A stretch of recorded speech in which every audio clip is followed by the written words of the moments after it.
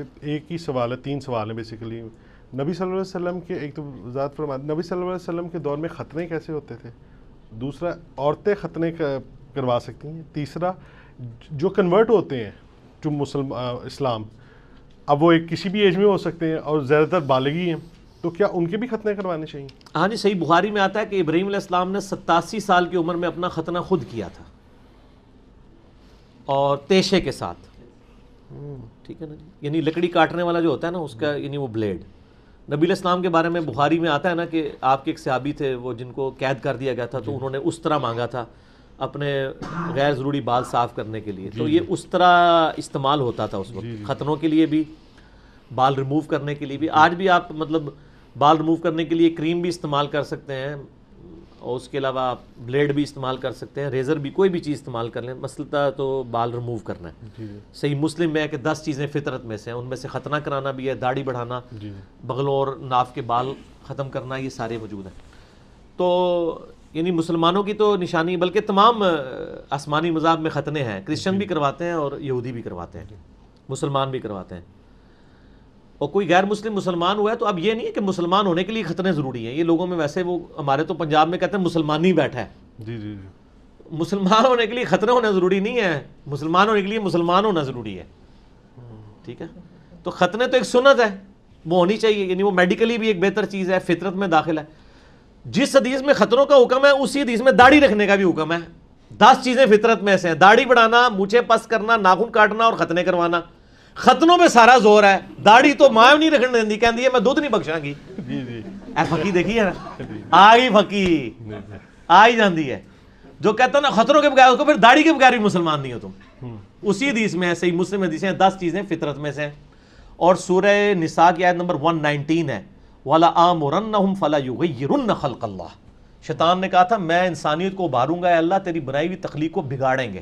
اس کے تحت اللہ نے مرد کو داڑھی دی ہے، اس کو ریموو کرنا تو یہ تخلیق بگاڑنا ہے. جی تو کم از کم اتنی داڑھی ہو جسے عرف عام میں داڑھی کہا جا سکے، جیسے شاہد افریدی صاحب کی ہے. جی جی، اتنی بھی اگر داڑھی ہو تو ٹھیک ہے، اور بڑی رکھیں گے تو بہتر ہے. تو ختنے یعنی سنت ہیں. کوئی یعنی جوانی میں بڑا ہوا ہے تو ختنے کروا لے، اگر نہیں بھی کرواتا تو مسلمان ہی رہے گا، لیکن میڈیکلی اس کو کروا لینے چاہیے. وہ کر دیتے ہیں. اور یار بواسیر کے بھی تو لوگوں کے آپریشن ہوتے ہیں نا، نہیں ہوتے؟ ہوتے. تو ختنہ بھی کروا لے، بڑی عمر کے بندے ہی کروا رہے ہوتے ہیں نا، اس میں کوئی والا مسئلہ تو نہیں. وہ ڈاکٹر کے سامنے تو وہ ساری چیزیں ایکسپوز ہو جاتی ہیں، کوئی اتنا ایشو نہیں ہے. باقی عورتوں کے ختنے کے حوالے سے جو اہل حدیث میں سے بعض لوگوں نے یہ ایک مسئلہ کھڑا ہوا ہے، خصوصاً انڈیا میں ایک مولانا جو ہیں وہ عموماً اس قسم کے سیکس سے ریلیٹڈ کافی سارے کلپ چڑھاتے ہیں. انہوں نے عورتوں کے ختنے کے اوپر بھی ایک کلپ چڑھایا ہوا ہے، تو وہ روایت ہی جعلی ہے جی. ابو داؤد کی وہ روایت بہت کمزور ہے عورتوں کے ختنوں والی. تو عورتوں کے ختنے اسلام میں کوئی نہیں ہے جی، وہ روایت ہی جب کمزور ہے. امام ابو داؤد نے بھی اس پہ کمنٹس کیے ہیں. تو عورتوں کے ختنے کروائیں گے تو پھر بہت سارے اور مسائل بھی کھڑے ہو جائیں گے. یعنی وہ عورت جو ہے وہ کنواری ہے یا شادی شدہ ہے، اس کے فرق کے پوائنٹ آف ویو سے بھی بڑے ایشوز کھڑے ہو جائیں گے. اس لیے عورتوں کے ختنے نہیں کروانے چاہیے. عرب میں اگرچہ کرواتے ہیں لوگ، یعنی ایک ٹریڈیشنل ہے، تو وہ ایک ٹریڈیشن کے طور پہ وہ ان کا چل رہا ہے، باقی اس کا کوئی دین کے ساتھ کوئی تعلق نہیں. وہ جو ابو داؤد سے حدیث پیش کرتے ہیں وہ کمزور ہے، اس لیے مسلمانوں میں عموماً یہ کنسیپٹ کوئی نہیں ہے. عرب میں چاند ایک اپنا ان کا ایک ذاتی شغف ہے تو وہ چل رہا ہے. ایون امریکہ کے اندر، یورپ میں جب بچے پیدا ہوتے ہیں وہ پیدا ہوتے ہی ختنے کر دیتے ہیں. اور آپ کو پتہ ہے زخم کے لیے، یعنی یہ یوریا جو ہے نا، یہ بڑی افیکٹو چیز ہے زخم کو خراب ہونے سے بچانے کے لیے. اس لیے بچے جب وہ پیشاب کرتے ہیں نا تو وہ پیشاب کی وجہ سے زخم جلدی ٹھیک ہو جاتا ہے. لوگ تو سمجھتے ہیں پیشاب لگنے سے خراب ہوگا زخم، وہ جلدی ٹھیک ہوتا ہے. اللہ نے نیچرل ایک پروسیس رکھ دیا ہوا ہے. ابھی بھی جب وہ آپ یہ وہ دیکھیں نا، مین ورسز وائلڈ دیکھتے ہیں ڈسکوری پہ، تو اس کو وہ ایک دفعہ کیٹ فش پکڑتے ہیں نا تو اس کے ہاتھ پہ وہ کاٹ لیتی ہے. اب جنگلوں میں دوائی بھی نہیں ہے، تو وہ پھر اپنے پیشاب اس کے اوپر لگاتا ہے کہ یہ اینٹی یعنی بیکٹیریل ہے یہ چیز، اور اس کو اینٹی سیپٹک ہے، خراب کرنے کے سے بچاتی ہے، جیسے کہ سرسوں کا تیل ہے. اور یہ تو یہ پرانے لوگوں کو یہ باتیں پتہ ہیں. یعنی بڑی بوڑھیوں کو پوچھے نا تو وہ بچے جب پیشاب کرتے تھے ان کا پیشاب ان کے زخم پہ مل دیتی تھی. کیوں جی اسلام صاحب ہیں جی ہے نا. تو یہ پوری سائنٹیفک چیز ہے، اور یعنی آج تو سائنس تصدیق کر رہی ہے نا اس کی. تو وہ اس طریقے سے تو لیکن سر جنرل پرسیپشن جو ہے آپ نے کہا ختنہ کروانا سنت ہے، واجب یا فرض نہیں ہے اس طرح، تو جنرل پرسیپشن میں اس حوالے سے کہہ رہا ہوں کہ جس طرح آپ کو پتہ یہ جب افغان وار کے اندر یہ جو انہوں نے بندے پکڑے تھے مرے ہوئے بھی یا جن کو پکڑا اور ان کو اس چیز پہ ڈکلیئر کیا گیا کہ یہ مسلمان ہیں یا نہیں کیونکہ ان کے ختنے نہیں ہوئے تھے، تو وہ یہ تو کلیم اور جنرل پرسیپشن جو لوگوں میں بھی دے رہے ہیں وہ تو یہی ہے. ظاہر مسلمان اس کو بہت اسٹرکٹلی فالو کر رہے ہیں نا جی، یقیناً میں نے اسی لیے کہا نا کہ کرنے چاہیے، لیکن اس کو کفر اسلام نہیں بنا لینا چاہیے کہ اگر کسی نے ختنہ نہیں کرائے ہوئے تو اب کلمہ پڑھتے ہی ساتھ ہی ختنے کرانا ضروری ہے. جی جی یہاں پہ کئی بچے ایسے کمزور ہوتے ہیں کہ وہ ڈاکٹر کہتے ہیں 12 سال کی عمر تک آپ ویٹ کریں، جی جی کرتے ہیں نا کہ ان کے فوراً کروا لیتے ہیں. یعنی اس کو جتنا ہوا بنا لیا نا اتنا ہوا داڑھی کو بنایا ہوا انہوں نے مسلمان ہونے کے لیے، تو داڑھی کا کیا کہہ دیں گے؟ وہ کہیں گے ایک رکن ہے نا، اس سے کفر اسلام تو نہیں ہو جائے گا، ختنوں سے بھی کفر اسلام تو نہیں ہو جائے گا. جی باقی کروانے چاہیے، وہ ظاہر ہے پکڑے گئے سر، ختنوں والے بھی اگر پکڑے جائیں تو جو اتنے یعنی اسلام کے خلاف سازشیں کر رہے ہیں ان کو یہ نہیں پتا کہ ختنے کرا کے بھی کوئی مولوی چھوڑ دینا آپ کے اندر. جی یہ بھی تو ٹاپ مطلب ایک پاسبلٹی ہے نا. یہود و نصارہ کے جو ایجنٹ ہیں وہ تو یہود و نصارہ تو خود بھی ختنے کرواتے ہیں، وہ تو داڑھی بھی رکھوا لیتے ہیں، اور یہ اکثر یعنی جو بھی حاکی آواز اٹھتی ہے اس کو فوراً یہود و نصارہ کے ایجنٹ یہ کہنا شروع کر دیتے ہیں. سر یہود و نصارہ کا ایجنٹ چیک کرنے کا بہت آسان طریقہ ہے کہ جو بندہ بھی یعنی میڈیا پہ آ کے کتاب و سنت کی بات کر رہا ہے نا، آپ وہ بات دیکھیں، اگر وہ کتاب و سنت میں موجود ہے پھر وہ نبی علیہ السلام کا ایجنٹ ہے، جی اللہ کا ایجنٹ ہے. جی اور اگر اس کی بات کتاب و سنت میں موجود نہیں بلکہ وہ انگریزوں کے دور میں لکھے ہوئے علماء کی کتابوں سے ہے جی جی تو آپ سمجھ لیں وہ انگریزوں کا ایجنٹ ہے. سر ٹھیک ہو گیا، تسلی ہو گئی. جی سر جس طرح یہ سعودی علماء لال رومال سر پہ لے لیتے، کیا یہ سنت ہے؟ یہ کیا جی سعودی والوں کی سنت ہے نا. ہاں جی، بخاری مسلم میں حدیث ہے کہ نبی علیہ السلام پگڑی باندھا کرتے تھے جی اور اس پگڑی پہ مسح کرتے تھے، جی یعنی وضو کے دوران بھی پگڑی نہیں اتارتے تھے. میرا پگڑی کے اوپر آپ ایک یوٹیوب پہ کلپ ہے دعوت اسلامی کو تبدیلی مبارک، لاکھوں لوگوں نے دیکھا، اس میں نے پگڑی کے اوپر ساری حدیثیں بیان کی ہیں. پگڑی سنت ہے. صحیح مسلم میں حدیث ہے نبی علیہ السلام نے کالا امامہ باندھا ہوا تھا جب فتح مکہ کے موقع پہ داخل ہوئے، اور مستدل الحاکم میں آتا ہے عبد الرحمن بن عوف کو آپ نے وائٹ کلر کی پگڑی باندھ کے ایک چپے کے برابر شملہ چھوڑا اور کہا اس طرح پگڑی باندھا کرو، خوبصورت لگتی ہے. جی 2 شملے بھی چھوڑ سکتے ہیں، ایک بھی چھوڑ سکتے ہیں، لیکن شملہ ضرور ہونا چاہیے، چاہے آگے چھوڑیں پیچھے چھوڑیں، یعنی یہ ایک فرق ہے مسلمانوں میں. جی تو لال رومال تو ثابت کوئی نہیں ہے، یہ تو عرب کی ٹریڈیشن ہے، جی اور اب تو یہ خیر کافی بدنام بھی ہو چکا ہے. تو میرے خیال ہے اس کو چینج کریں، وائٹ کر لیں یا کچھ اور کر لیں. البتہ مسند احمد میں حدیث ہے کہ نبی علیہ السلام نے ایک دفعہ لال چادر اپنے سر کے اوپر لی تھی.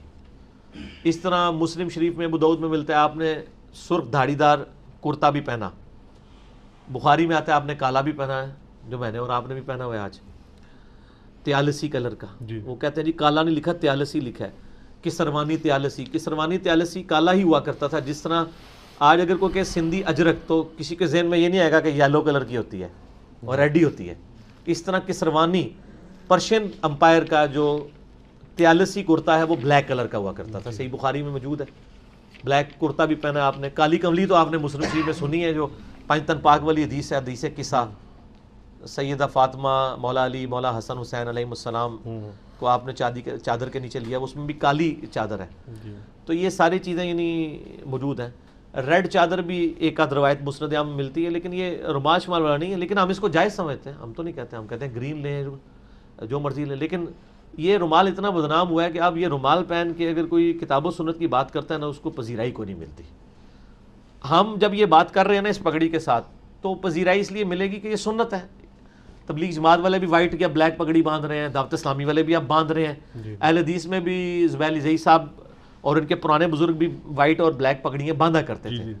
تو یہ کوئی نشانی نہیں رہی کسی ایک فرقے کی. لیکن ونس جیسے ہی آپ مونچھیں صاف کر دیتے ہیں بالکل، تو آپ ایک فرقے میں انٹر ہو جاتے ہیں. اسی طریقے سے آپ جب ایک خاص کلر کا رومال اپنے اوپر لے لیتے ہیں، ادھر ہلکی سی اس کو نوک بھی بنا لیتے ہیں اور تھوڑی تھوڑی دیر میں ایسے ایسے کرتے ہیں، اس کو ایسے ایسے کرتے ہیں، تو آپ ایک فرقے کے ریپرزینٹیٹیو بن جاتے ہیں. ٹھیک ہو گیا نا؟ تو بندہ ایسے ہونا چاہیے. ہمارے جب ویڈیوز لوگ دیکھتے ہیں وہ کہتے ہیں یار دسو ہے کیڑے فرقے دا ہے؟ سعودی فرقے دا. اچھا وہ پہلے تو شکل سے پہچانتے ہیں، جب باتیں سنتے ہیں بالکل پھر تو بالکل ہی نہیں امبیگوس ہو جاتا ہے معاملہ. کہتے ہیں لگتا ہے پتہ نہیں کیڑا ہے یار، یہ کون ہے؟ اے سر مسلم ہے، نام ہے وابی، نام ہے بابی، میں ہوں مسلم، علمی کتاب. جی آگے چلیں جی. سر پاکستان کے اندر آن یور فٹ اسٹیپس لفظ یوز کر رہا ہوں کہ یہ جو دین کے ٹھیکیدار بنے ہوئے ہیں یہ چھوٹی, جیسے ابھی آپ نے افریدی صاحب کی داڑھی کا ذکر کیا, چھوٹی داڑھی رکھنے پہ تنقید اور ملامت کرتے ہیں, جبکہ سعودیہ کے اندر میرے خیال سے ہر دوسرے بندے کی بھی اور ان کے کئی علماء کی بھی چھوٹی چھوٹی داڑھی ہے. تو یہ دین یہاں پہ ٹھیک فالو کر رہے ہیں داڑھی کے والے سے یا وہاں پہ ٹھیک فالو؟ مسئلہ یہ ہے کہ مصر کے اندر تو داڑھی منڈے امام بھی ہیں. جی داڑھی امامت کی شرط نہیں ہے. جی صحیح مسلم میں 4 شرائط ہیں. نمبر 1 قرآن کا علم زیادہ ہو, قرآن کی تجوید بھی, علم بھی, سنت کا علم ہو, اس کے بعد جس نے ہجرت پہلی کی ہو یعنی سینئر ہو, اس کے بعد عمر ہے. یہاں تو جس کی عمر کی داڑھی لمبی زیادہ ہے چاہے اس کو کچھ بھی نہ آتا ہو اس کو مسلح پہ چڑھا دیتے ہیں. یہ 4 شرائط ہیں, داڑھی اس میں کوئی شامل نہیں ہے. داڑھی سے بڑا جرم جو ہے وہ جھوٹ بولنا ہے. آج تک کسی نے کہا جو جھوٹا مولوی ہو اس کو امامت پہ نہ فائز کرے, جو گالیاں نکالتا ہو, سگریٹ پیتا ہو, اس کو امامت پہ فائز نہ کرے. داڑھی ایک بدقسمتی سے ایک جس کو آپ کہتے ہیں نا کہ ہم زیادہ تر ظاہر کے اوپر چل رہے ہوتے ہیں, تو یہ بن گیا ہے. باقی سعودی والوں کے خلاف اس لیے نہیں لمبی داڑھیوں والے بولتے ہیں کہ سعودی عرب سے وہ چندہ لے رہے ہیں. کیسے بولیں؟ وہاں تو امام کعبہ ذرا سی تقریر کر دیں تو اس کو پکڑ کے جیل میں ڈال دیتے ہیں. تو یہ بڑے سیانے ہیں, یہ دوویں جانی مٹھے باؤ, ٹھیک ہے نا. تو یہ انہوں نے کیا ہوا ہے, اس لیے جو ہے نا وہ اس طریقے سے چل رہے ہوتے ہیں. باقی اصل دین نہ سعودیہ میں ہے نہ پاکستان میں. اصل دین وہ ہے جو کتاب و سنت کے اندر ہے. سعودیہ میں بھی کئی کام خلاف سنت ہو رہے ہیں اور پاکستان میں بھی ہو رہے ہیں. ہمیں یہ دیکھنا ہے کتاب و سنت میں کیا لکھا ہوا ہے. ٹھیک ہو گیا جی؟